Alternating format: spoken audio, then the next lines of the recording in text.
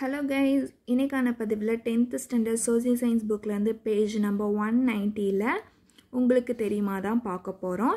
இந்திய வர்த்தகத்துறை அமைச்சகத்தின் கீழ் நவம்பர் 20, 1975 தொடங்கப்பட்ட கைத்தறி வளர்ச்சி ஆணையர் அலுவலகம் தற்போது இந்திய ஜவுளித்துறை அமைச்சகத்தின் கீழ் புதுடெல்லியில் உள்ள உத்யோக் பவனை தலைமையிடமாக கொண்டு செயல்பட்டு வருகிறது. அதாவது இந்திய வர்த்தகத்துறை அமைச்சகத்தின் கீழே நவம்பர் 20,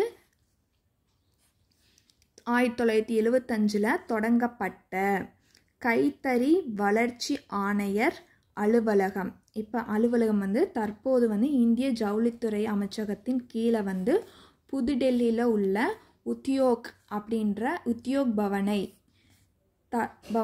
தலைமையிடமாக கொண்டு செயல்பட்டு வருதுன்னு சொல்கிறாங்க.